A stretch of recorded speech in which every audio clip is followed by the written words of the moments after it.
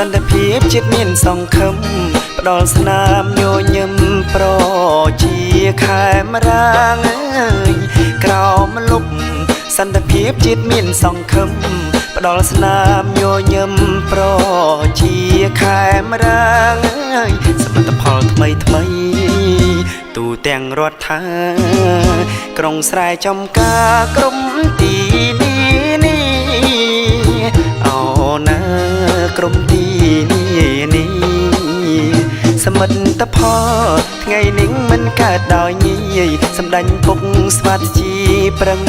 ប្រែងគ្រប់គ្រៀងអើយសមិទ្ធផលថ្ងៃនេះមិនកើតដោយងាយសម្ដេចពុកស្វាជីប្រឹងប្រែងគ្រប់គ្រៀងអើយទុំជួបបញ្ហាក៏ពុកពុងពីក្រុមពេលវេលាសម្រេចកិច្ចការអូណាសម្រេចកិច្ចការផ្លែផ្កាសន្តិភាពជាតិអង្គភិវឌ្ឍរីកមុខរីកមាត់ល្បីពេញលោកកាផ្លែផ្កាសន្តិភាពជាតិអង្គភិវឌ្ឍរីកមុខ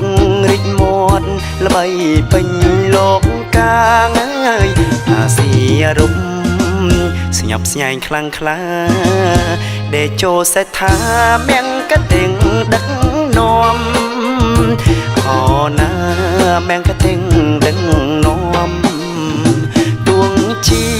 ពុងថ្មិលពីលអន្តរថៃប្រមាថជេស្ដីក៏ពុងស៊ូទ្រាំទួងជីពុងថ្មិលពីលអន្តរថៃប្រមាថជេស្ដីក៏ពុកស៊ូទ្រាំដើម្បីជាតិខ្មែរចំណេះខិនខំជោគជ័យអត់ដំជូនជាតិខែមរាអូណាជូនជាតិខែមរា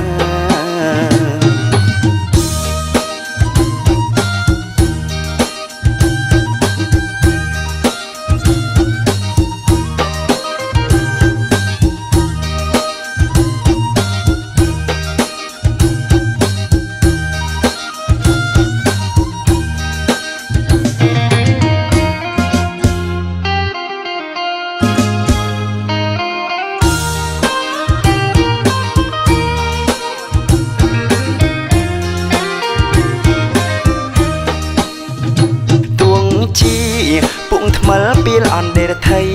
ប្រមាថជេស្ដីក៏ពុកស៊ូទ្រាំទួងជីពុងថ្មិលពីលអន្តរថៃប្រមាថជេស្ដីក៏ពុកស៊ូទ្រាំដើម្បីជាតិខ្មែ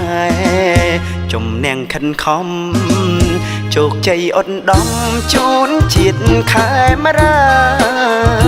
អូណាជូនជាតិខែមរាអូណាជូនជាតិខែមរា